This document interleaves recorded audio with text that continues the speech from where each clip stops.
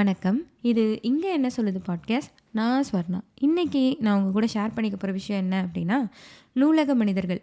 S. Ramakrishnan எழுதின இந்த புக்க பத்தி தான் நான் இன்னைக்கு உங்க கூட பேச போறேன். ஸோ இந்த புக் பேசிக்கா எத பத்தினதுன்னா, எஸ். ராமகிருஷ்ணன் அவர் போன அவரோட லைப்ரரி அனுபவங்கள், அங்க அவருக்கு நடந்த அனுபவங்கள், அதுக்கப்புறம் அங்க அவர் பார்த்த மனுஷங்க, அதெல்லாம் பத்தி தான். சின்ன வயசுலேருந்தே அவருக்கு லைப்ரரி போற பழக்கம் இருந்திருக்கு.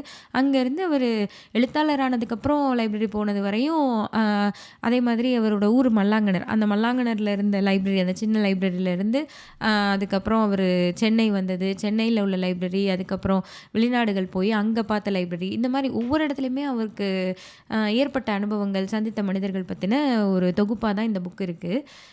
உண்மையாகவே இந்த புக்கு ரொம்ப ரொம்ப சுவாரஸ்யமாக இருந்தது. இது வந்து ஒரு 32 கட்டுரை இருந்தது. ஆக்சுவலாக அது கட்டுரைன்னு சொல்கிறத விட ஒவ்வொன்றும் ஒரு குட்டி குட்டி கதை மாதிரி இருந்தது எனக்கு. இப்படிலாம் மனுஷங்க இருப்பாங்களா, இப்படிலாம் படிப்பாங்களா அப்படின்ற மாதிரி ஒவ்வொன்றுமே ரொம்ப எக்ஸைட்டிங்காக இருந்ததுன்னு சொல்லலாம். அதில் இவர் எழுதியிருந்த ஒரு ஒரு கதை என்னென்னா, கதை இல்லை, ஆக்சுவலாக நடந்தது. மல்லாங்கணர்ன்ற ஊரில் அவர் அந்த லைப்ரரியில் இருக்கிறப்போ, அங்கே இருக்க அந்த நூலகர் இருப்பார் இல்லையா, லைப்ரரியன், அவருக்கு வந்து இவர் அப்பப்போ ஹெல்ப் பண்ணுவாராம்.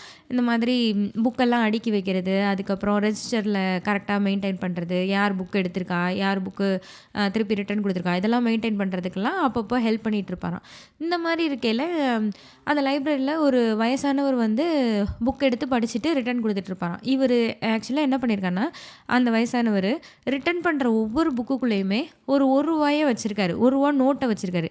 இதை இவர் எப்படி கண்டுபிடிச்சிருக்காரு அப்படின்னா, ஒரு தடவை அவர் கொடுத்த புக்கு வந்து கீழே விழுந்துருச்சு. கீழே விழுகையில் உள்ள ஒரு ரூபா தாள் இருந்தோன்னே, இவர் தெரியாமல் வச்சுட்டார் போல், வச்சுட்டு மறந்துட்டார் போல் இருக்குன்னு சொல்லி இவர் லைப்ரரியன்ட்ட கொடுத்துருக்காரு.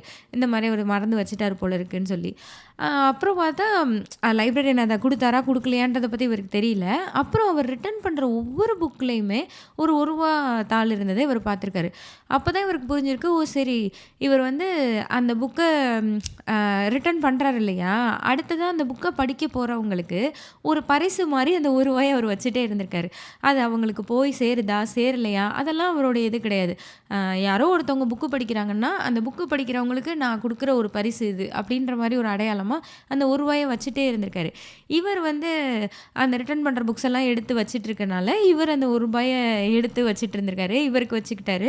அப்புறம் ஐயோ, இவர் வைக்கிற எல்லா புக்லேருந்து ரூபாயை நம்ம எடுத்துடுறோமே, நமக்கு கொஞ்சம் அது குற்ற உணர்ச்சியாக இருக்குது அப்படின்னு சொல்லிட்டு அவர் ரிட்டர்ன் பண்ண புக்கெல்லாம் படிக்கவும் ட்ரை பண்ணியிருக்காரு. இவர் வந்து நாவல் அந்த மாதிரி படிச்சுட்டு இருந்த காலகட்டங்கள், அது சின்ன வயசாக இருந்திருக்காரு. அப்போ வந்து அந்த பெரியவர் எடுத்த புக்கு வந்து ஓல்கா முதல் கங்கை வரை அந்த மாதிரியான புக்ஸ் எல்லாம் எடுத்துக்காரு. அப்போ வந்து இவருக்கு அது புரியலைனாலும் கஷ்டப்பட்டு அதை படிக்கணும் அப்படின்றதுக்காக அந்த ரூபாயை எடுத்திருக்கோம் நம்ம, அதுக்காகவாவது அந்த புக்கை படிக்கணுன்ற ஒரு குற்ற உணர்ச்சியோடு அதை நிறைய நாள் படிச்சிருக்காரு. அதுக்கப்புறம் இவர் இந்த மாதிரி ரூபா வைக்கிறாருன்றதையும் அந்த ரூபாயை இந்த பையன் தான் எடுத்துக்கிறாருன்றதையும் லைப்ரரியன் கண்டுபிடிச்சிட்டு இவரை வந்து அந்த வேலை செய்ய விடுறது இல்லையா, நீ ரூபாயை தூக்கிடுறன்றதுக்காக அவரே அதை அந்த ₹1 எடுத்திருக்காரு. ஸோ அவர் எடுத்து அவரே வச்சுக்கிட்டாரா, இல்லை நிஜமாவே அதை அடுத்த வாசகருக்கு வேணுன்றதுக்காக உள்ளே வச்சிட்டாரான்றதெல்லாம் இவருக்கு தெரியல. ஸோ இவர் என்ன சொல்லியிருந்தாருன்னா, நம்ம பொதுவாக சர்ப்ரைஸ்லாம் பண்ணுவோம்ல, ஒரு காதலிக்கிற பருவத்திலேயோ அந்த மாதிரி பண்ணுற மாதிரி இவர் வந்து ஒரு வாசிக்கிறவனுக்கு ஒரு சர்ப்ரைஸாக இருக்கணுன்றதுக்காக அந்த ரூபாயை அவர் வச்சுட்டே இருந்திருக்காரு. அது அவனுக்கு தான் போய் சேர்ந்துதா, அது கரெக்டாக இருக்கா, அது யாருக்கு போகுது, அந்த ரூபாயை எடுத்தவன் அதை படித்தானா, இது எதுவுமே அவருக்கு கவலையே கிடையாது. அவருடைய கடமை, அவர் ஒரு புக்கை படித்தோன்னே ஒரு ரூபாயை வச்சுட்டு அடுத்து படிக்கிறவனுக்கு அது ஒரு பரிசாக இருக்கட்டுமே அப்படின்ற மாதிரி ஒரு மனநிலையோடு ஒருத்தர் இருந்தாருன்றதை எழுதியிருந்தார். அப்புறம் இன்னொரு விஷயம் இவர் எழுதியிருந்தது என்னென்னா, ஒரு சின்ன வயசில் புக்கு படிக்கிறதுன்றதும் பெரிய வயசில் புக்கு படிக்கிறதுன்றதும் ஒரு நிறைய வித்தியாசம் இருக்கும். இவர் வந்து பார்க்குறப்போ அந்த மல்லாங்கணரில் இருக்க லைப்ரரிக்கு ஒரு அப்பாவும் பையனும் வருவாங்களாம். அந்த அப்பா வந்து தவறாமல் அந்த பையனை விடுமுறை நாட்களில் வந்து வீக்கெண்ட்ஸில் லைப்ரரி கூட்டு வந்துடுறாரு. லைப்ரரிக்கு கூட்டு வந்து அவனுக்கு சஜஸ்ட்லாம் பண்ணுறதில்ல, அவனாக போய் ஒரு புக்கை எடுத்துகிட்டு வந்து அவன் உட்காந்து படிக்கிற வரையும் அவன் கூடயே இருக்கார். அவன் படித்து முடிச்சதுக்கப்புறம் அந்த புத்தகத்தை பற்றி 2 பேரும் பேசுகிறாங்க. இந்த மாதிரி ஒரு ரொட்டீனை வந்து அவங்க அப்பா செட் பண்ணிகிட்டே இருக்கார். அவர் தவறாமல் அந்த மாதிரி கூட்டு வந்துகிட்டே இருக்கார். அவர் பையன் படிக்கணும் அப்படின்றதுல, அதாவது அவங்களோட சப்ஜெக்ட் புக்ஸை தாண்டி அந்த பையன் வந்து நூலகத்துக்கு வந்து படிக்கணுன்றது முக்கியன்றதை அவர் எந்த அளவுக்கு உணர்ந்திருந்தால் ஒரு பையனை அந்த மாதிரி கூட்டு வந்துட்டே இருப்பார். ஸோ இதை இவர் எப்பயுமே பார்ப்பாராம். அதை இவர் என்ன எழுதியிருந்தாருன்னா, ஒரு குழந்தை வந்து அது குழந்தையா இருக்கிறப்போ புக்கு படிக்கிறதுக்கும், அதாவது நம்ம நம்மளோட சப்ஜெக்ட் புக்ஸ் கிடையாது. அத தாண்டி ஒரு புத்தகம் படிக்கிறது எவ்வளோ ஒரு அனுபவத்த குடுக்குமோ, அது பெரியவங்களா இருக்கையில வேற அனுபவத்த தான் குடுக்கும். இப்போ குழந்தைங்களோட புக்ஸ் எல்லாம் பார்த்தீங்கன்னா, தவளை இளவரசி, அதுக்கப்புறம் அந்த மாயாஜால கம்பளம் என்னென்னமோ இருக்கும். அதையெல்லாம் அந்த குருவி பேசும், காக்கா பேசும், மாலைய கொண்டு போய் ஒரு இதில போட்டுச்சுன்னும், பழிவாங்கிறதுக்கு அத பண்ணுச்சுன்னும், இந்த மாதிரியெல்லாம் கதைகள் இருக்கும். நம்மளும் இந்த கதைகள் எல்லாம் படிச்சிருப்போம். மேபி பெரியவங்களாகி படிக்கையில, நமக்கு வந்து தெரியும். தவளை இளவரசிலாம் இல்ல. மாயாஜால கம்பளம்லாம் பறக்காது. இந்த மாதிரி ஒரு மைண்ட் செட்டோட தான் நம்ம படிப்போம். ஆனா ஒரு குழந்தை படிக்கையில, அதுக்கு ஒரு ஒரு கனவுன்ற ஒரு விஷயம் இருக்கு இல்லையா? இந்த கனவு காணுங்கள், நெறைய ஒரு இமேஜினேஷன் எவ்வளோ முக்கியம், அதோட பவர் இதெல்லாம் நமக்கு தெரியணும் அப்படின்னா, லைக் இதெல்லாம் யாரும் உட்காந்து சொல்லிக் குடுக்க முடியாது. நீங்க வந்து உங்களோட கற்பனா சக்தி இப்படி இருக்கணும் அப்படின்னா, இன்னைக்கு நமக்கு வரவே வராது ஆக்சுவலி. ஏன்னா நெறைய விஷயங்களோட ஃபேக்ட் நமக்கு தெரியும். அந்த இடத்துல வந்துட்டு நம்ம ஒரு சின்ன குழந்தை படிக்கிற புக்கு இந்த மாரி நம்ம படிக்க மாட்டோம். ஆனா, ஒரு சின்ன குழந்தை ஒரு இவ்வளோ விஷயங்கள்லாம் தெரியாத, இதெல்லாம் ஃபேக்ட்டு, இது வந்து ஃபேக்ட் இல்லன்னு பிரிச்சு பார்க்காத ஒரு குழந்தைக்கு புக் படிக்கிறது இருக்கு இல்லையா? அது அவங்களோட கற்பனா சக்திய அந்த அளவுக்கு அதிகரிக்கும். ஸோ, அத அவர் எழுதியிருந்தாரு. இது உண்மையாவே இது இது ரொம்ப ஒரு முக்கியமான ஒரு விஷயமா நான் நெனச்சேன். ஏன்னா, நான் வந்து சின்ன வயசுல சிறுவர் மலர்லாம் படிப்பேன். நான் சிறுவர் மலர் படிக்கையில எனக்கு அது உண்மையா தான் இருக்கும். நான் மேபி ஒரு 5வது, 6வது கூட படிச்சிருக்கலாம். அந்த மாதிரி ஸ்டேஜ்லயுமே எனக்கு அதில படிக்கிற கதைகள்லாம் எனக்கு உண்மை மாரி தான் தோணும். நான் வந்து இது கதை, இதெல்லாம் சும்மா அந்த மாரிலாம் என்னைக்குமே இருந்ததே கிடையாது. நம்ம யோசிக்கிற விதமே அதிலிருந்து மாறுங்கிறது உண்மதான். அதே சமயத்தில நான் இன்னொன்னும் என்ன நினைக்கிறேன்னா, ஒரு குழந்தைய நீங்க படிக்க வைக்கிறது, "நீ படி, இத படிச்சு ஆகணும்" அப்படின்னு சொல்லி நம்ம படிக்க வைக்க முடியாது. நம்ம படிச்சா தான் அந்த குழந்தை படிக்கும். ஸோ நான் என்னோட ஃப்ரெண்டு ஒரு பொண்ண பார்த்துருக்கேன். அவங்க அப்பா வந்து எப்பயுமே என்ன சொல்லுவாங்கன்னா, ஆக்சுவலி அந்த பொண்ணு தான் என்ட்ட சொன்னது. அவ வந்து இந்த சிறுவர் மலர்ல இருக்க கதைய வந்து எடுத்து உட்காந்து, "ஐயய்யோ! படிக்கணும். இல்லன்னா எங்க அப்பா வந்து ஏதாவது சொல்லுவாங்கன்னோனே" என்ன சொல்லுவாங்கன்னு நான் கேட்டுருக்கேன். அப்போ அவ என்ன சொல்லுவான்னா, இது அரவுண்ட் ஒரு 9த், 10த் ஸ்டாண்டர்ட்ன்னு நெனைக்கிறேன். ஸோ அவங்க அப்பா வந்து அதில இருக்க கொஸ்டின் கேட்பாங்களாம். அந்த கதைய பத்தின கொஸ்டின், இல்ல அந்த கதைய சொல்லு அப்படின்ற கேள்விகள்லாம் கேட்பாங்க. அதுக்காக அந்த பொண்ணு அந்த புக்க வந்து படிச்சா. எனக்கு வந்து எங்க வீட்ல யாருமே என்னைய கேள்வி கேட்க மாட்டாங்க. இந்த கதை படிச்சியா? படிக்கலையா? அத படிச்சியா? இத படிச்சியா? யாரும் கேட்க மாட்டாங்க. எங்க அப்பா பேப்பர் படிப்பாங்க. எங்க அம்மா வாரமலர் படிப்பாங்க. எங்க அண்ணனும், அக்காவும் அதே மாரி ஏதோ ஒரு புக்கு படிப்பாங்க. நான் சிறுவர் மலர் படிச்சேன். இப்படி ஒரு வீட்ல எல்லாரும் படிக்கிறப்ப தான் அந்த குழந்தை படிக்குமே தவிர, நீங்க வந்து நான் இதிலிருந்து உனக்கு கேள்வி கேட்பேன். நீ இத படிக்கணும். எனக்கு இது சரியான முறையா படல. எனக்கு அப்பயே அது ஒரு சரியான முறையா படல. இன்ன வரைக்குமே எனக்கு அது நல்லா ஞாபகம் இருக்கு. எப்படி இவங்களுக்கு புக்கு படிக்கிறதுல இன்ட்ரெஸ்ட்டுன்றது எப்படி வரும்? இப்போ சிறுவர் மலர் வந்தோனே வெள்ளிக்கிழமை அத நான் தான் படிக்கணுன்றதுல நான் தான் எடுப்பேன். அப்போ மத்தவங்க வந்து நீ எடுத்து நீ தான் படிச்சாகணும். இந்த நேரத்துக்குள்ள இத முடிச்சு ஆயிருக்கணும்னு என்ட்ட யாராவது சொல்லியிருந்தாங்கன்னா, நான் அத படிச்சிருக்கவே மாட்டேன்.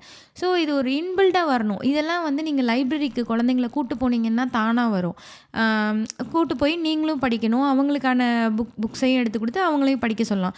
ஆனா அத விட்டுட்டு அவங்களே தான் படிக்கணுமே தவிர, நீங்க வந்து இத நீ படிச்சு முடிச்சே ஆகணும். இதுலேருந்து நான் உனக்கு கேள்வி கேட்பேன். இதெல்லாம் எனக்கு வந்து சரியா படல. ஆனா குழந்தைங்களுக்கு புத்தகத்த அறிமுகப்படுத்த வேண்டிய கடமை வந்து பெற்றோர்களுக்கு கண்டிப்பா இருக்குன்னு தான் நான் சொல்லுவேன். நிச்சயமா அத அவங்க தான் அறிமுகப்படுத்தி ஆகணும். அத வந்து நீங்களா வாங்கி குடுக்குறீங்களோ, அல்லது நீங்க படிச்சது மூலியமா அவங்களுக்கு அந்த படிக்கிற ஆர்வத்த தூண்டுறீங்களோ, அது வந்து டிபெண்ட்ஸ். என்னைய கேட்டா பேரண்ட்ஸ் படிக்கிறது மூலியமா தான் குழந்தைங்க படிப்பாங்க. எனக்கு வந்து சின்ன வயசுல கிஃப்ட்டா இந்த தெனாலிராமன் கதைகள், அதுக்கப்புறம் விக்ரமாதித்தன் கதைகள், இந்த மாதிரியான அக்பர், பீர்பால் கதைகள் இதெல்லாம் வாங்கி குடுப்பாங்க. எனக்கு இது எல்லாமே ஒரு பர்த்டே கிஃப்ட்டா கிடைக்கும். ஆக்சுவலா இந்த புக்குக்கெல்லாம் நான் போறதுக்கு முன்னாடி எனக்கு சிறுவர் மலர் அந்த மாதிரியான புக்கெல்லாம் படிக்கிற இன்ட்ரெஸ்ட் வந்தது. ஸோ அதெல்லாம் படிச்சதுக்கு அப்புறமா ஓரளவுக்கு படிக்கிறேன்னதுக்கு அப்புறமா தான் எனக்கு இதெல்லாம் வாங்கி குடுத்தாங்க. எடுத்தோனயே விக்ரமாதித்தன் கதைகள் மாரி ஒரு குண்டு புக்க தூக்கிட்டு வந்து இத நீ படிச்சாகணும்னு நம்ம சொல்ல முடியாது.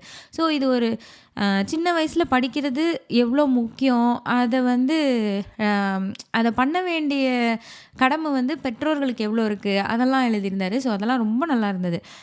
அதுக்கப்புறம் வந்து ஒரு ஒருத்தர் வந்து நாவல் மட்டும் படிப்பாராம். அவர் வந்து லைப்ரரிக்கு வந்து நாவல் மட்டும் தான் படிக்கிறாரு. ஸோ அவர் என்ன பண்ணுவாராம், அந்த நாவல்ல இருக்க கதாபாத்திரங்கள் இருக்காங்க இல்லையா, அவங்களோட பேசுகிற மாதிரி அவருக்கு ஒரு உணர்வு. ஸோ அவர் என்ன பண்ணுவாருன்னா, அந்த நாவல்ல வந்து ஏதாவது ஒரு கதாபாத்திரம் பண்ணுறது அவருக்கு பிடிக்கலன்னா, அங்கே ஏதாவது இடம் இருந்துச்சுன்னா எழுதி வச்சுருவாராம். நீ இப்படி பண்ணியிருக்கக்கூடாது, அந்த மாதிரிலாம் எழுதி வைக்கிறது. அதுக்கப்புறம் அந்த கதை எழுதினவங்களுக்கு அவர் ஏதாவது சொல்லணும்னு நினைக்கிறாருன்னா, அதையும் அந்த புக்லேயே எழுதி வச்சுருவாரு. அதே மாதிரி ஒரு கதையோட முடிவு பிடிக்கல அப்படின்னா, அந்த முடிவு சரியில்லை, இதெல்லாம் ஒரு முடிவா? அப்படின்ற மாதிரி அங்கே எழுதி வச்சுருவாராம் ஒரு இடம் இருந்ததுன்னா. இதில் அங்கே இடம் இல்லைன்னா, அந்த கடைசி பக்கம் இருக்கும் இல்லையா, கிளைமேக்ஸ் பக்கம், அதை கிழிச்சு வச்சுருவாராம் லைப்ரரி புக்ஸில்.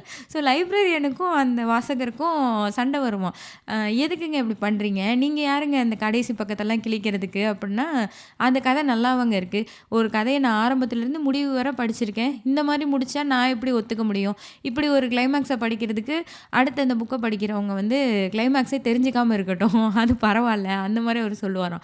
ஸோ லைப்ரரியன் கேட்பாராம், அதை நீங்கள் ஏங்க டிசைட் பண்ணுறீங்க, அது வந்து ஒரு எழுத்தாளர் எழுதுனது, உங்களுக்கு அது பிடிக்கலைன்னா மற்றவங்களுக்கும் அது பிடிக்காமல் போகணுன்னு என்ன இருக்குன்னு இப்படியே ஆர்கியூ பண்ணிட்டே இருப்பாங்களாம். ஆனால் அவர் வந்து அவர் தான் கொண்ட கொள்கையில் உறுதியாக இருக்கேன்ற மாதிரி, எனக்கு சரியாக இல்லைன்னா சரியாக இல்லை தான், அது என்ன அப்படி எழுதுறது, வாசகர்கள் என்ன முட்டாளா, இந்த மாதிரியெல்லாம் எழுதக்கூடாது அப்படின்ற மாதிரி அவருக்கு ஒரு இது வியூ இருந்திருக்கு. ஆக்சுவலாக என்னென்னா, நம்ம லைஃப்பில் வந்து நம்ம கண்ட்ரோலில் தான் இருக்குது, நான் நினச்சபடி தான் எல்லாம் நடக்கணும் அப்படின்ற மாதிரி நமக்கு எதுவுமே நடக்காது. ஆக்சுவலி அது ரியாலிட்டி கிடையாது. ஸோ இவர் வந்து என்ன பண்ணிடுறாருன்னா, அவர் படிக்கிற புத்தகங்களில் இருக்கிற கேரக்டர்ஸ் வந்து அவர் நினச்ச மாதிரி இருக்கணும் அப்படின்ற ஒரு அதோட கண்ட்ரோல் நம்மக்கிட்ட இருக்குது அப்படிங்கிற மாதிரி அவருக்கு ஒரு ஃபீலு.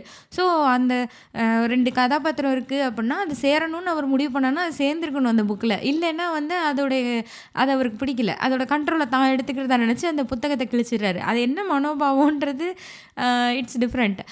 ஆனால் அவர் அப்படி ஒரு மனநிலையே இருந்திருக்காரு அப்படின்றத எழுதியிருந்தார். எனக்கு வந்து ரொம்ப ஆச்சரியமாக இருந்தது. இப்படி இல்லாமல் இருப்பாங்க, அந்த புக்கோட கிளைமேக்ஸ் பிடிக்கலன்னா கிழிச்சு வச்சுட்டு அதுக்கு அவ்வளோ ஆர்கியூ வேற பண்ணியிருக்காரு அவர். அதுக்கப்புறம் இன்னொருத்தரை பற்றி எழுதியிருந்தார். அவருடைய பேர் வந்து மோகன் நினைக்கிறேன். ஸோ இவருக்கு வந்து கண் பார்வை தெரியாது. மோகனும் அவருடைய நண்பர்களும் இது வந்து சென்னை லைப்ரரியில் ஒவ்வொரு தடவையும் டெய்லி வந்து ஒரு காலையில் போல் வந்துடுறாங்க லைப்ரரிக்கு. இந்த ஏதோ ஒரு புக்கை எடுத்துகிட்டு அந்த மோகனுடைய ஃப்ரெண்டு தான் அவருக்கு முழுவதுமாக அந்த புக்கை வந்து வாசித்து காமிக்கிறாரு. புக்கை எடுத்துகிட்டு இவங்க போய் ஒரு சப்வேலையோ இல்லை நல்லா வெளிச்சமாக இருக்கிற பகுதியிலையோ எங்கேயோ ஒரு இடத்துல போய் உட்காந்து அந்த புக்கை ஃபுல்லாக அந்த ஃப்ரெண்டு அவருக்கு படித்து காட்டுறாரு. இவர் அதை கேட்குறாரு. இவர் சொல்கிற புக்கெல்லாம் அவரும் எடுத்து ஒவ்வொரு புக்கையும் படித்து காட்டுறாரு. ஆக்சுவலாக அந்த ஃப்ரெண்டு வந்து யாருன்னா, அவருக்கு வந்து அவங்க அப்பா இஸ்திரி போடுறாரு, இவரும் அந்த இஸ்திரி வேலையில் பண்ணுறாரு. அதனால காலையில் கொஞ்சம் வேலை இருக்குது, அந்த வேலையை முடிச்சுட்டு இஸ்திரியெல்லாம் போட்டு முடிச்சுட்டு இவரோட ஃப்ரெண்டை போய் கூட்டிகிட்டு லைப்ரரிக்கு வந்துடுறாரு. இந்த லைப்ரரிக்கு வந்து புக்கை எடுத்து படித்து அந்த புக்கை அவருக்கு ஃபுல்லாக வாசித்து காமிச்சிட்டு அதுக்கப்புறமா இவங்க வீட்டுக்கு போயிட்டு மோகனையும் அவர் வீட்டில் ட்ராப் பண்ணிட்டு மறுபடியும் போய் இஸ்திரி வேலை பார்க்குறாரு. இதில் வந்து எனக்கு கண்ணு தெரியலனாலும் புக்கு படிக்கிறதுல இவ்வளோ ஆர்வமாக இருக்கிற அவரை பெருசாக நினைக்கிறதா, இல்லை ஃப்ரெண்டுக்காக இந்த மாதிரி வந்து ஒருத்தர் புக்கு படிக்கிறாரே அவரை பெருசாக நினைக்கிறதானே எனக்கு தெரில. அவ்வளோ படிக்கிறதுக்கு இப்போ நிறைய ஃபார்மேட் வந்துருச்சு. இந்த புக்கு வந்து ஆக்சுவலி இந்த புக்கு வந்தே 15-20 வருஷத்துக்கு மேலே இருக்கும்னு நினைக்கிறேன். ஸோ அந்த காலகட்டம் 1990களில்னு எழுதியிருப்பார் இதில். ஸோ அந்த காலகட்டத்தில் இந்த ஆடியோ புக்ஸு இதெல்லாம் ரொம்ப கம்மி இருந்திருக்கலாம். ஆனால் வந்து ரொம்ப கம்மியான லைப்ரரிஸில் மட்டும் இருந்திருக்கு. அதே மாதிரி அந்த பிரையல் எழுத்துக்கள்லாம் இருக்கும்ல, கண்ணு தெரியாதவங்க படிக்கிற மாதிரி, அதெல்லாம் ஒரு சில புக்ஸுக்கு மட்டும்தான் இருந்திருக்கு. அந்த மாதிரி இருக்கிறப்போ இந்த மாதிரி கண்ணு தெரியாதவங்களுக்கு புக்கு வாசித்து காட்டுறதுக்குன்னே நிறைய வாலண்டியர்ஸ் இருந்திருக்காங்க அந்த காலத்தில். இந்த ஹவுஸ் ஒய்ஃப்ஸாக இருக்கவங்க, அதுக்கப்புறம் படிச்சுக்கிட்டு இருக்கவங்க, காலேஜ் படிக்கிறவங்க, ஸ்கூல் படிக்கிறவங்க, வயசானவங்க, இந்த மாதிரி நிறைய பேர் அது வாலண்டியர் பண்ணி வந்து புக்கை படிச்சுட்டு இருந்திருக்காங்க. இதில் என்னென்னா, இவங்களுக்கு ஒரு உலகம் இருக்கும் இல்லையா, ஸோ அது மாதிரி இவங்களுக்கு வந்து ஒவ்வொருத்தருக்கும் இப்போ மோகனுக்கு வந்து அவருடைய ஃப்ரெண்டு படித்தா தான் நல்லா இருக்குன்ற மாதிரி ஒவ்வொருத்தருக்கும் ஒரு வாய்ஸு, இந்த வாய்ஸில் கேட்டால் தான் புக்கு படிக்கிறது நல்லா இருக்குன்ற மாதிரி பதிஞ்சிருமா. ஸோ இந்த மாதிரி இருக்கிறப்போ இந்த கண்ணு தெரியாதவங்க புக்கு படிக்கிறவங்கலாம் இருக்காங்க இல்லையா, அவங்கெல்லாம் சேர்ந்து ஒரு பாராட்டு விழா நடத்துவாங்களாம் வருஷம் வருஷம். அவங்களுக்கு ரீடர்ஸாக இருந்தவங்க, ரீடர்ஸுன்றவங்க நம்ம பொதுவாக என்ன நினைப்போம், வாசகர்கள், அதாவது புக்கு படிக்கிறவங்க அவ்வளோதானே.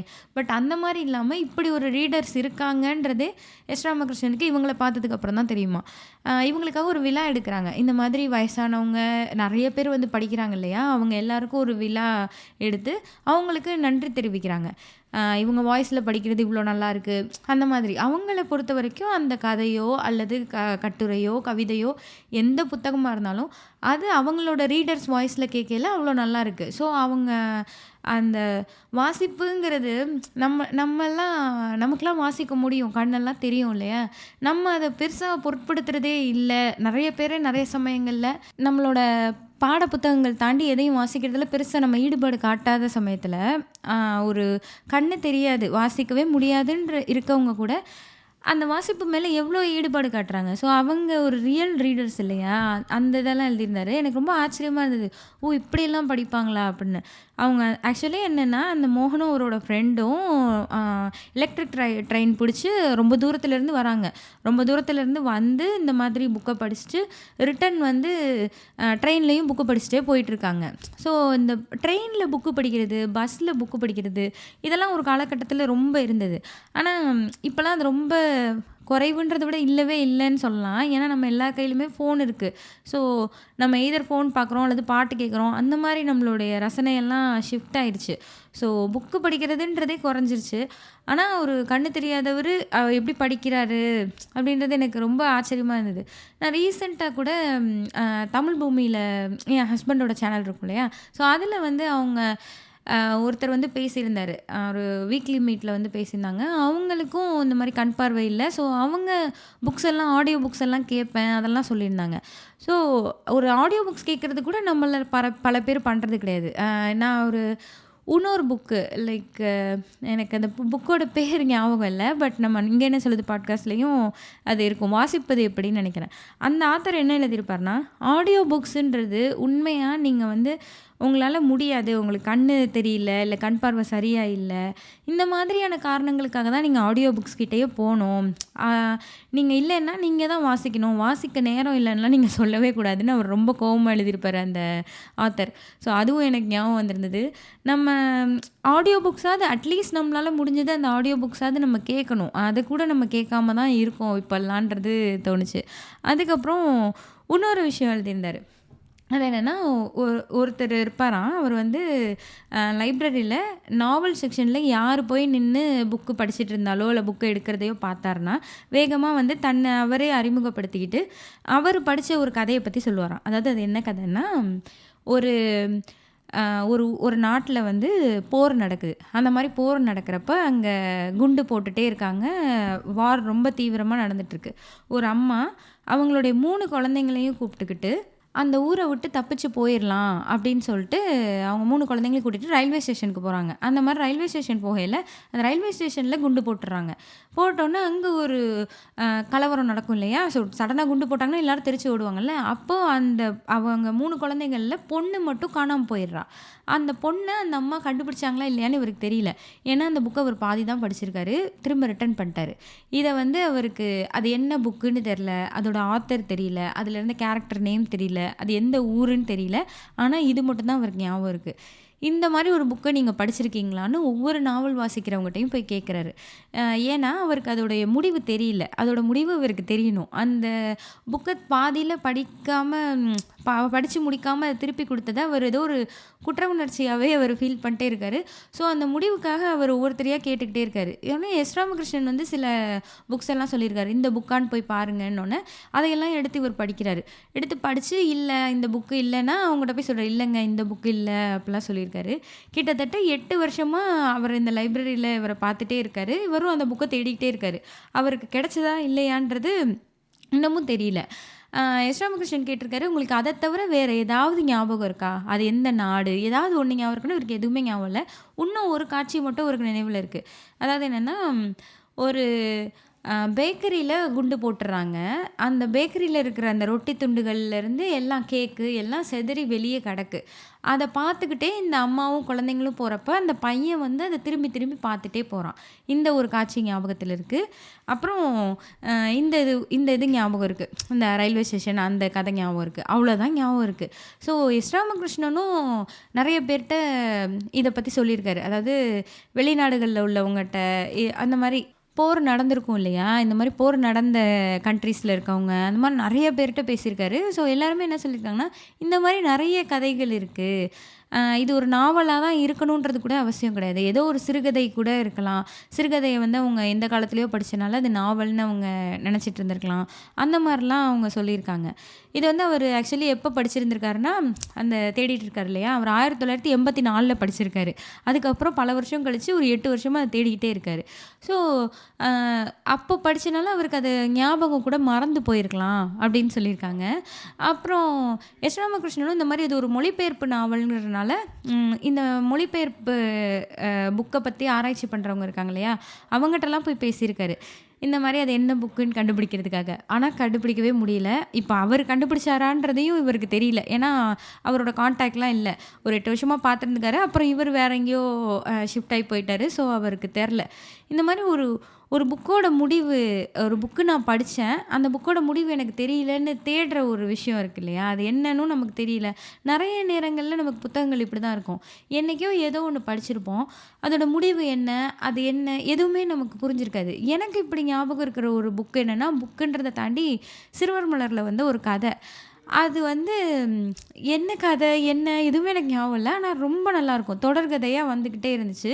திடீர்னு அது நின்னு போச்சு அந்த தொடர்கதை. அது வந்து எப்புட்ன்னா, ஒரு ராஜா காலத்து கதை மாரி இருக்கும். அ அந்த மாரி குழந்தைங்கள்லாம் பொறக்கும் ராஜாக்கு. ஸோ அப்போ வந்து ஏதோ ஒரு தீங்கும் அந்த நாட்டுக்கு நடக்க போகுது அப்படிலாம் சொல்லுவாங்க. ஒரு சைடு வந்து இந்த தீங்கு நடக்கக்கூடாதுன்றதுக்காக நெறைய பேர் சேர்ந்து பூஜையெல்லாம் பண்ணுவாங்க. அந்த யாரோ சொல்லுவாங்கல்ல, அந்த அந்த அரண்மனையில இருக்கவங்க அவங்கலாம் சேர்ந்து பூஜைலாம் ஏற்பாடு பண்ணி அதெல்லாம் பண்ணுவாங்க. இன்னொரு சைடு வந்து அந்த கெட்ட சக்தி இருக்கும் இல்லையா? அது அசரீரி மாரி சொல்லும். "நீ பூஜையெல்லாம் பண்ணா அந்த புஷ்பத்தில இருக்க நாகமா நான் வந்து கெடுதல் பண்ணுவேன்." இது மட்டும் எனக்கு நல்லா ஞாபகம் இருக்கு. அந்த புஷ்பத்தில கூட நான் நாகமா வந்து அந்த இத கெடுப்பேன். அப்படின்ற மாரி நெறைய சொல்லும். ஸோ ரொம்ப ஒரு அது ஏதோ ஒரு படம் பார்த்த மாரி ஒரு ஃபீலிங்கா இருக்கும். ஒரு ஒரு பரபரப்பா இருக்கும் அந்த எபிசோட். நாளைக்கு எபிசோடுன்றேன். அந்த சாப்டர் அவ்வளோ இன்ட்ரெஸ்டிங்கா இருக்கும். அத பாதியில அவன் நிறுத்திட்டான். எனக்கு இன்ன வரையும் அவன் அத பாதியில நிறுத்திட்டான்ற மாரி தான் ஞாபகம் இருக்கு. உண்மையாவே அத பாதியில நிறுத்திட்டானா? இல்ல நம்ம தான் அதுக்கப்புறம் படிக்கலையான்ற சந்தேகம்லாம் இப்ப வளர்ந்ததுக்கப்புறம் வருது. பட் இது திடீர்னு நின்னு போன மாரி இருந்தது. நான் ஒரு 4, 5 வாரம் படிச்சிருப்பேன். அதுக்கப்புறம் அந்த அந்த தொடர்கதை வரவே இல்ல. அப்படியே ஸ்டாப் பண்ணிட்டு வேற ஏதோ போட்ட மாரி எனக்கு ஒரு ஞாபகம். ஆனா எதுவுமே ஞாபகம் இல்ல. ஏதோ இந்த ஒரு அது என்ன அந்த புஷ்பத்தில கூட நான் சர்ப்பமா வருவேன்றது மட்டும் ஞாபகம் இருக்கு. அது யோசிச்சுட்டே இருப்பேன். திடீர்னு எனக்கு ஞாபகம் வரும். நான் அத தேடலாம் இல்ல. ஆனா திடீர்னு எனக்கு ஞாபகம் வரும். நம்ம இப்படி ஒரு கதை படிச்சோம்ல அப்படின்ற ஞாபகம் அடிக்கடி எனக்கு வரும். அப்புறம் ஒருத்தர பத்தி எழுதியிருந்தாரு. இவர் என்னன்னா, சில பேர் கால்ல வெண்ணி தண்ணி கொட்டிட்டு இருப்பாங்கன்ற மாரி ஒரு பரபரப்பா இருப்பாங்கல்ல, அந்த மாரி ஒரு பரபரப்பா இருக்க ஒரு ஆளு. ஸோ இவர் வந்து புக்கெல்லாம் தேடிலாம் எடுக்க மாட்டாரு. அந்த மேஜையில என்ன புக் இருக்கோ அத எடுத்துட்டு போயிருவாரு. வந்து ரிட்டர்ன் பண்ணிருவாரு. அந்த மாதிரி இருக்கிற ஒரு மனிதர். ஸோ இவர் ஒரு பேங்க் எம்ப்ளாயியா இருந்திருக்காரு. இவரு திடீர்னு வந்து ஒரு நாளு ஒரு புக்க கேட்டிருக்காரு லைப்ரரியன்ட்ட. அந்த புக்கு பேர் என்னன்னா, தட்சிண இந்திய சரித்திரம். இந்த புக்க இவரு கேட்டிருக்காரு. "இந்த புக்கு இருக்கா?" அப்படின்னோனே, லைப்ரரியனும் செக் பண்ணி சொல்லியிருக்காரு. இருக்குங்க. அந்த ரேக்ல போய் தேடுங்க." அப்படின்னோனே, "இல்ல நான்லாம் தேடல. எனக்கு அவ்வளோ பொறுமையெல்லாம் இல்ல. நீங்களே எடுத்து குடுத்துருங்கன்னோனே." அவரு ஹெல்ப்பர கூப்ட்டு இவருக்கு அந்த புக்க எடுத்து குடுத்துருங்கன்னு சொல்லியிருக்கு. ஸோ ஹெல்ப்பரும் போய் தேடிட்டு, "அந்த புக்கு இல்லங்க.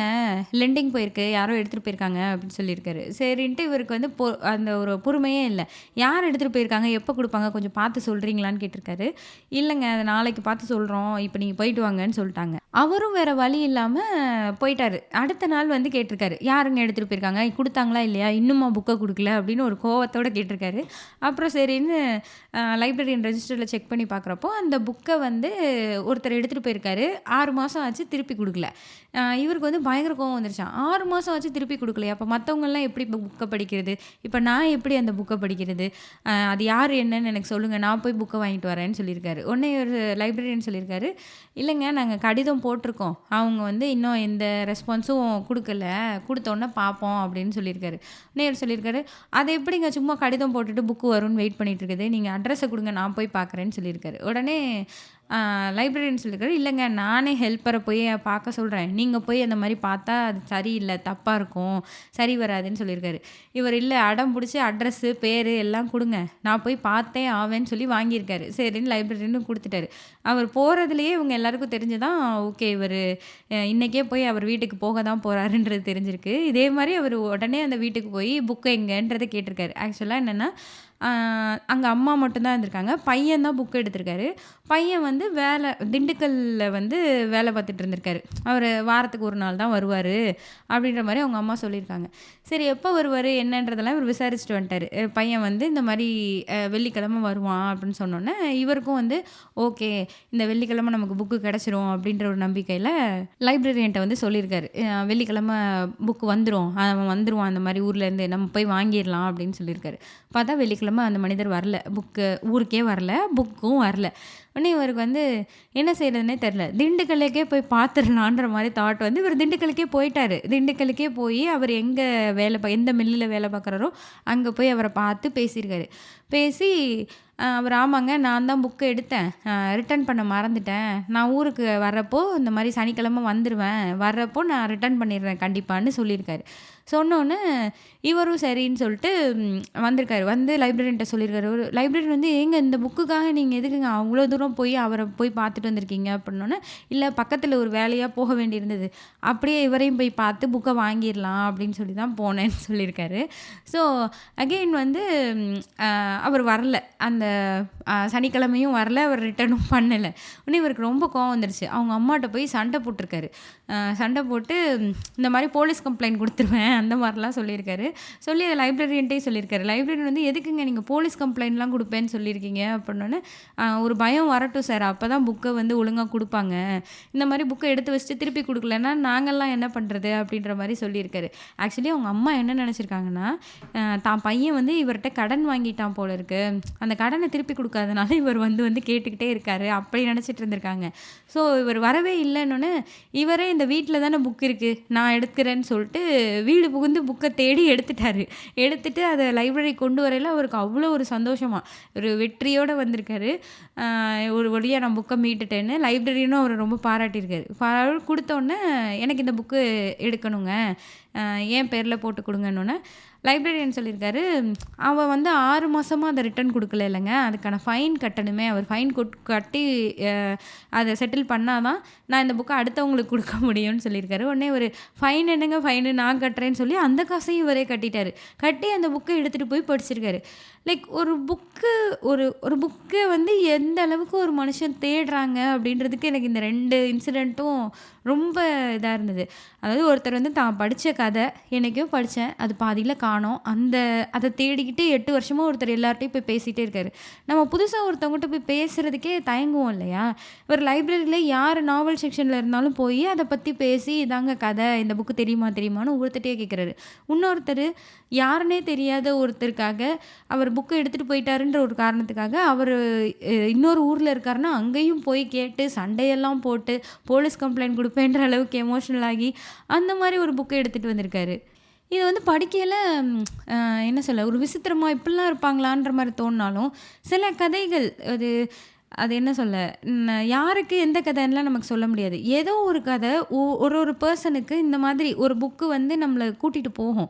அது எனக்கு வேணும்னா வேணும், அதை நான் படித்தே ஆகணும், அதை நான் பார்த்தே ஆகணுன்ற மாதிரி ஒரு ஃபீல் இருக்கு இல்லையா? இதை வந்து அந்த தேடுதல் அதெல்லாம் வந்து புக்கு ரொம்ப கொடுக்கும். நான் இந்த இன்சிடெண்ட் ஏற்கனவே ஒரு பாட்காஸ்ட்டில் ஷேர் பண்ணியிருக்கேனா இல்லையான்றது எனக்கு ஞாபகம் இல்லை.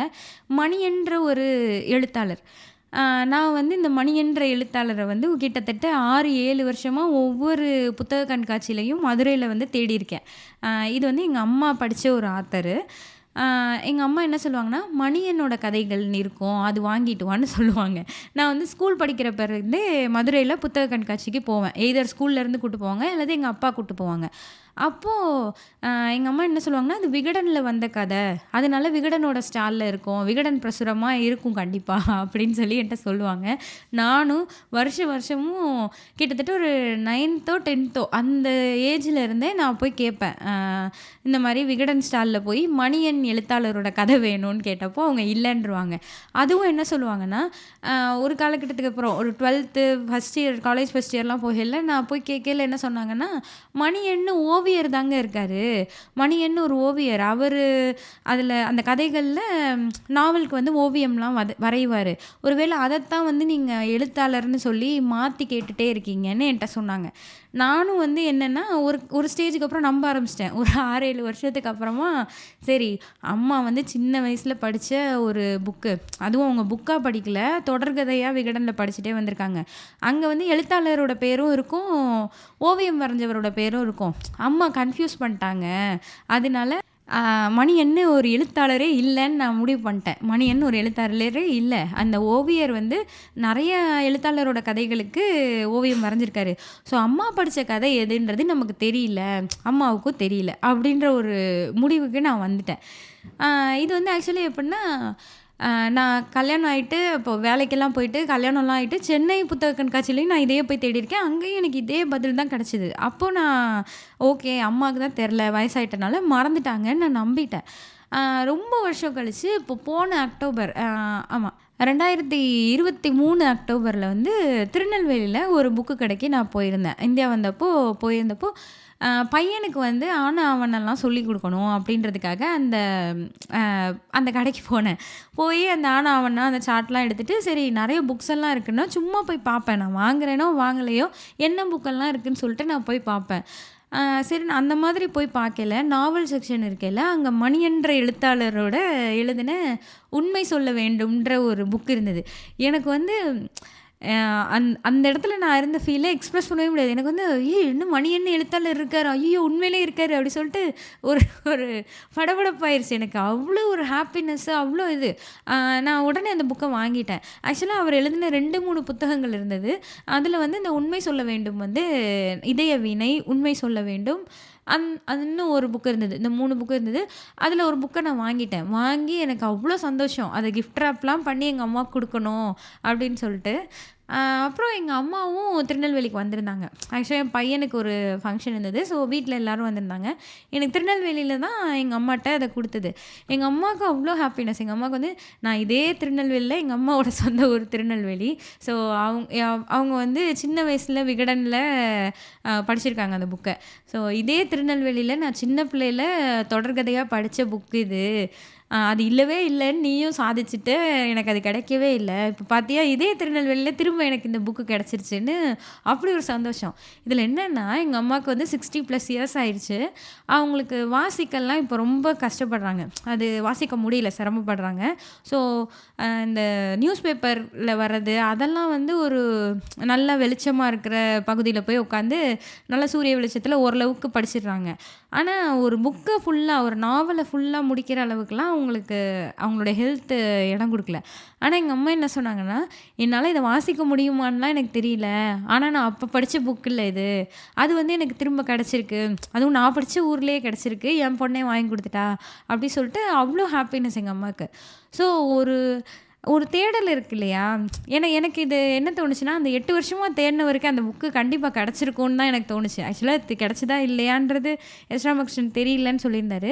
பட் எனக்கு என்ன ஃபீல் ஆச்சுன்னா, கண்டிப்பாக கிடச்சிருக்கும், நம்ம அம்மாவுக்கு கிடச்சதில்ல. நான் ஒரு 10 வருஷத்துக்கு மேலே ஆயிடுச்சு ஆக்சுவலி. நான் ஸ்கூல் படிக்கிறப்போ தேடின ஒரு புக்கு என் பையனுக்கு நான் சொல்லிக் கொடுக்கறதுக்காக ஒரு கடைக்கு போய் எனக்கு திரும்ப கிடச்சிது. ஸோ எவ்வளோ வருஷம் அதில். ஸோ மோர் தென் 10 இயர்ஸாக நான் ஒரு புக்கை தேடி, எங்கள் அம்மாக்காக தேடி அந்த புக்கு கிடச்சிருச்சு இல்லையா? அப்போ அவருக்கும் அது கண்டிப்பாக கிடச்சிருக்கும் அப்படி சொல்லிட்டு எனக்கு உள்ளுக்குள்ளே அப்படி ஒரு ஃபீல் இருந்தது. ஸோ ஒரு புக்குன்றது உங்களை இந்த அளவுக்கு கூட்டு போகிற ஒரு விஷயம், எவ்வளோ எல்லைக்கு வேணாலும் ஒரு கூட்டு போகிற ஒரு விஷயந்தான். ஸோ அதனாலே இந்த மாதிரி ஒரு எக்ஸ்பீரியன்ஸ்லாம் வந்து நமக்கு கிடைக்கணும் அப்படின்னா நம்ம கண்டிப்பாக புக் படிக்கணுன்றதை நான் சொல்லுவேன். எனக்கு வந்து சில படங்கள் இதே மாதிரி ஒரு ஃபீல் கொடுக்கும். லைக் எனக்கு படம் பேரா சொல்ல தெரில. பட் சில படங்கள் ஒரு ஃபீல் குடுக்கும். ஆனா அது வந்து மோர் தென் 1 டே கூட எனக்கு இருக்காது. ஒரு நாள் ஒரு மிஞ்சி போனா 1/2 நாள்லேருந்து 1 நாள் அந்த படத்த பத்தி நான் பேசிட்டே இருப்பேன். அந்த டைரக்டர் அத பத்தி என்ன சொன்னாங்க அப்படின்றத இன்டர்வியூஸ்லாம் பார்ப்பேன். ஆனா ஒரு புக் இருக்கு இல்லையா? அத நீங்க எடுத்து படிச்சு அந்த அனுபவம்லாம் இருக்கு இல்லையா? அது வந்து உங்களுக்கு லைஃப் லாங் இருக்கும். இப்பயும் நான் தடவ பொன்னியின் செல்வன் ஒரு லைப்ரரியில எடுத்து படிச்சேன். அந்த ஃபர்ஸ்ட் பார்ட் எப்படி படிச்சேன், 2வது பார்ட் வேணுன்றதுக்கு அந்த லைப்ரரியில போய் கேட்டது, அது எல்லாம் எனக்கு அவ்ளோ ஞாபகம் இருக்கு. அது நான் பொன்னியின் செல்வன் படிச்சு 10 வருஷம் இருக்கும். 10 வருஷத்துக்கு மேல இருக்கும். ஸோ அந்த தடவ படிச்சத என்னால மறக்கவே முடியாது. அவ்ளோ ஒரு ஒரு இனிமையான அனுபவம்னு அத சொல்லலாம். அதே மாரி எனக்கு சிவகாமியின் சபதம் படிச்சதும் நான் மறக்கவே முடியாது. நீங்க வந்து ஒரு புத்துணர்ச்சி குடுக்குறது, நம்ம டவுனா இருக்கிறப்ப திரும்ப நம்மள மீட்டெடுக்கிறதெல்லாம் வந்து புக்ஸ் தான் பண்ண முடியும்னு நான் ரொம்ப நம்புறேன். எனக்கு அந்த நம்பிக்கை உண்மையிலே இருக்கு. ஏன்னா நான் அந்த சிவகாமியின் சபதம் படிச்சப்பலாம் ரொம்ப டவுனா இருந்தேன். லைக் அது என்ன சொல்ல? ஒண்ணும் பெருசா ஒண்ணும் நடந்துடல. ஆனாலும் நம்ம சில நேரத்தில டவுனா இருப்போம் இல்லையா? அந்த மாதிரி ஒரு டவுனான ஃபேஸ்ல ரொம்ப சோகமா, யாருமே இல்லாம அந்த மாரி நான் இருந்தேன். அப்போ எனக்கு சிவகாமியின் சபதம் தான் அவ்ளோ ஒரு ஒரு என்னோட உலகமே அதுதான். எனக்கு சிவகாமியின் சபதம்ல வர ஒவ்வொரு கேரக்டர்ஸும் அவங்க தான் என் வாழ்க்கையே. அவங்க கூடயே நான் இருப்பேன். அதே மாரி I do hate a love story, 2 states இது எதையுமே என்னால மறக்கவே முடியாது. இன்னைக்கும் எனக்கு அந்த புக்க பத்தி பேசுங்க, அதில உள்ள கேரக்டர்ஸ் பேசுங்க, அதோட கதைய சொல்லுங்கன்னா எனக்கு தெரியாது. திரும்ப போய் படிச்சா தான் தெரியும் சில கதைகள்லாம். ஈவன் பொன்னியின் செல்வனுமே எனக்கு அப்படிதான். அந்த ஃபுல்லா எனக்கு கதைய நரேட் பண்ணுங்க, கேரக்டர்ஸ ஃபுல்லா சொல்லுங்கன்னா, ஓரளவுக்கு சொல்லிருவோம். ஏன்னா 2, 3 தடவ படிச்சுட்டனால. ஆனா சிவகாமியின் சபதம்லாம் கேட்டா அப்படி தெரியாது. திரும்ப படிச்சா தான் தெரியும். ஆனா அந்த புக்கு எனக்குள்ள ஏற்படுத்தின மாற்றத்தையும், அந்த புக்கு படிக்கையில எனக்கு கிடைச்ச அனுபவத்தையும், அத என்னால இப்பயும் அப்படியே ஃப்ரெஷ்ஷா நரேட் பண்ண முடியும். நீங்க ஃபர்ஸ்ட் டைம் 2 ஸ்டேட்ஸ் படிக்கிறப்ப எப்படி இருந்ததுன்னு கேட்டா, என்னால அவ்ளோ கிளியரா சொல்ல முடியும். I do hate a love story பார்த்து நான் படிச்சுட்டு அழுதத யோசிச்சு பார்த்தா, இன்னமும் எனக்கு இப்பயும் நான் அழுதுருவேன் ஆக்சுவலி அத பத்தி பேசினாலே. அந்த மாதிரி எனக்கு இருக்கும். ஸோ அந்த மெமரீஸ் இருக்கு இல்லையா? இத கிரியேட் பண்ற ஒரு விஷயம். இது வந்து எனக்கு இவ்ளோ பேசுறேன்னா ஒழுங்காவே புக்கு படிக்க மாட்டேன். திடீர்னு விட்டுருவேன். இது இவ்ளோ நல்லாயிருக்கு எல்லாமே எனக்கு தெரிஞ்சுமே, இத நான் 1, 2 சமயங்கள்ல உணர்ந்துமே திரும்பலாம் படிக்க மாட்டேன். திடீர்னு புக்கு படிக்கிறதெல்லாம் விட்டுட்டு என்ன செய்ய ஆரம்பிச்சுருவேன்னா, அ இன்ஸ்டாகிராமு, ரீல்ஸு, ஷார்ட்ஸு இந்த மாதிரி போயிருவேன். யூடியூப் வீடியோஸு இப்படி தான் போவேன். இது வந்து உங்களுக்கு ஒரு சின்ன ஒரு ஹாப்பினஸ தான் குடுக்க முடியும். லைக் அந்த டோப்பமைன் சொல்லுவாங்க இல்லையா? டோப்பமைன் ஹிட்ட தான் குடுக்க முடியும். அந்த நேரத்தில உங்களால அந்த வீடியோ பார்த்து ஹாப்பியா இருந்திருக்க முடியும். பட் அதுக்கப்புறம் ஒரு ஒரு 10 வருஷம் கழிச்செல்லாம் அந்த வீடியோலாம் நம்ம கண்டிப்பா சொல்லவே மாட்டோம். அது அது அந்த சந்தோஷத்த திரும்ப குடுக்கவே குடுக்காது. அந்த வீடியோவ பத்தி பேசினாலே நான் சந்தோஷமாயிருவேன். அப்பலாம் எந்த வீடியோவுமே உங்களுக்கு குடுக்கவே குடுக்காது. ஆ அதுவும் ஒரு கன்டென்ட் இருக்கலாம். அதில நல்ல கன்டென்ட்ஸ் இருக்கலாம். என்ன வேணாலும் இருக்கலாம். பட் எதுவுமே ஒரு புக்குக்கு ஈடாகவே செய்யாது. இவ்ளோ பேசுற நானுமே அத தான் பார்ப்பேன். லைக் அதுக்கு தான் ஈஸியா அடிக்ட் ஆயிருவேன். ஸோ அந்த மாதிரி இருக்கிறப்போ இந்த புக்க திரும்ப எனக்கு படிக்கையில, நம்மளும் ஏன் இந்த மாரி நமக்கு கிடைச்ச அனுபவங்கள்லாம் இன்னும் எனக்கு அந்த மாரி அனுபவங்கள் கிடைக்கணும்னா, நான் இன்னும் இந்த மாரி புக்ஸ் படிக்கணும் தானே! நம்ம படிக்காம இத பார்க்குறோமே! அப்டின்ற ஒரு பயங்கரமான குற்ற உணர்ச்சி எனக்கு வந்துருச்சு. அதே மாதிரி இங்க எனக்கு தமிழ் புக்ஸ் கிடைக்கிறது கம்மியா இருக்குன்ற ஒரு ஃபீலும் இருந்தது. ஏன்னா, எனக்கு தெரிஞ்சு இங்கிலீஷ் புக்ஸும் இருக்கும். ஆனா, எனக்கு நம்மளோட தாய்மொழியில நம்ம படிக்கிற மாரி அந்த கனெக்ட்டு கொஞ்சம் மத்த மொழியில எனக்கு கொஞ்சம் கம்மியா தான் இருக்கிற மாரி தோணும். ஸோ, நம்ம இங்க வந்து நம்ம நெறைய தமிழ் புக்ஸ்லாம் இருக்கணும், நெறைய வாங்கணும், நெறைய பேர் இதே மாரி படிக்கணும். அந்த மாரிலாம் எனக்கு தோணுச்சு. லைக் ஒரு நெறைய பேர் இருந்தாங்கன்னு வச்சுக்கோங்களேன், உங்களுக்கு ரீடர்ஸே இப்ப லைப்ரரியே நீங்க போனீங்கன்னா, நெறைய பேர் அங்க உட்காந்து படிச்சுட்டு இருப்பாங்க. அதுவே ஒரு ஃபீலு. அங்க இப்போ இவர் வந்து எத்தன மனிதர்கள் பத்தி சொல்றாரு. நெறைய நண்பர்களும் இவருக்கு அங்க கிடைச்சிருக்காங்க. இந்த மாதிரி ஒரு ஒத்த மைண்ட் செட் இருக்கிற மக்கள் இருக்காங்க இல்லையா? படிக்கணுன்ற ஒரு ஆர்வமும், அதில ஒரு இதுவும் இருக்கிற ஒரே மாரியான மைண்ட் செட் இருக்க மக்கள் நமக்கு கிடைக்கையில, நம்மளுக்கே அந்த ஆர்வம் அதிகமாயிட்டே இருக்கும். இன்னும் அதிகமா படிச்சுட்டே இருப்போம். ஸோ அந்த மாதிரி ஒரு ஒரு குரூப் ஏதாவது ஃபார்ம் ஆகணும், நம்ம படிக்கணும், நம்ம படிச்சத பத்தி பேசணும். அதெல்லாம் வந்து எனக்கு ரொம்பவே இந்த புக்க படிக்கிறப்ப தோணுச்சு. ஆக்சுவலி நான் இன்னும் நெறைய விஷயங்கள் எழுதி வச்சிருந்தேன், இந்த புக்க பத்தி சொல்றதுக்கு. பட் இதுவே வந்து ஒரு 40 நிமிஷத்துக்கு மேல போயிட்டனால, நான் இதோட இத ஸ்டாப் பண்ணிக்கிறேன். முடிஞ்சா இதுக்கு ஒரு செகண்ட் பார்ட்டும் நான் கண்டிப்பா போட ட்ரை பண்றேன். இதுல இருந்த இன்னும் சுவாரஸ்யமான விஷயங்கள்லாம். பட் நீங்களே இந்த புக்கு படிச்சீங்கன்னா, உண்மையிலேயே ரொம்ப நல்லாயிருக்கும். அதுவும் என்ன மாரி ஒரு அப்பப்போ ரீட் பண்ணுறவங்க மக்கள் இருப்பாங்கள்ல, அந்த மாதிரி இருந்தீங்கன்னா, திரும்ப நீங்க ரீடிங் ஸ்டார்ட் பண்ணணுன்னா, கண்டிப்பா இந்த புக்க படிக்கணும்னு நான் சொல்லுவேன். ஸோ இது அவ்வளோ இன்ட்ரெஸ்டிங்கான புக். இந்த புக் வந்து ஆக்சுவலி எனக்கு இங்கே கிடைக்கல. நான் ரொம்ப தேடினேன், எனக்கு கிடைக்கல. ஆனா, கடைசி தேடி தேடி தேடி கடைசியா வந்து பார்த்தா, எஸ். ராமகிருஷ்ணனோட சைட் இருக்கு இல்லையா? அங்கேயே இந்த புக் இருந்தது. நான் அப்புறம் ஐயோ! இதுக்கு தான் இவ்வளோ தேடிட்டு இருந்தோமா? அப்படின்ற மாரி எனக்கு இருந்தது. நீங்க sramakrishnan.com இருக்கும் இல்லையா? அதில போய் அந்த சைட்ல ஸ்க்ரோல் பண்ணி பார்த்தீங்கன்னாலே நெறைய ஐட்டம் இருக்கும். ஸோ, அதில வந்து நூலக மனிதர்கள் இருக்கும். 32 கட்டுரையுமே அதில இருக்கும். நீங்க அதிலேயே ஈஸியா படிச்சுக்கலாம். புக்கு வாங்கணுன்றது கூட அவசியம் கிடையாது. கண்டிப்பா இந்த புக்கு படிக்கணும்னு தான் நான் சொல்லுவேன். அட்லீஸ்ட் 1, 2வது நீங்க ரீட் பண்ணி பார்த்தா தான் உங்களுக்கு அடுத்தடுத்து படிக்கிறதுக்கு ஒரு நல்லாயிருக்கும். ஸோ ரேண்டமா கூட ஏதாவது ஒரு கட்டுரைய படிச்சு பாருங்க. இது தொடர்கதை மாரி லைக் 1 to 32 தான் நீங்க படிக்கணும் அப்பலாம் இல்ல. ரேண்டமா ஒண்ணு ரீட் பண்ணி பாருங்க. உங்களுக்கு கண்டிப்பா பிடிக்கும். நீங்களே அந்த ஃபுல் புக்க படிப்பீங்க. ஸோ இதுதான் இன்னைக்கு நான் உங்க கூட ஷேர் பண்ணணும்னு நெனச்ச விஷயம். இந்த எபிசோடு எப்படி இருந்ததுன்ற உங்களுடைய கருத்துக்கள எனக்கு Instagramல டிஎம் பண்ணுங்க அண்ட் கமெண்ட் பண்ணுங்க. இங்க என்ன சொல்லுது பாட்காஸ்ட்க்கு ரேட்டிங் குடுங்க. அண்ட் தொடர்ந்து இங்க என்ன சொல்லுது பாட்காஸ்ட்ல எபிசோட்ஸ் வர்றதுக்கு நானும் கண்டிப்பா ட்ரை பண்றேன். அட்லீஸ்ட் 2 வீக்ஸ் ஒன்ஸோ இல்ல 10 டேஸ் ஒன்ஸாவது நான் அப்லோட் பண்ண ட்ரை பண்றேன். நன்றி, வணக்கம்.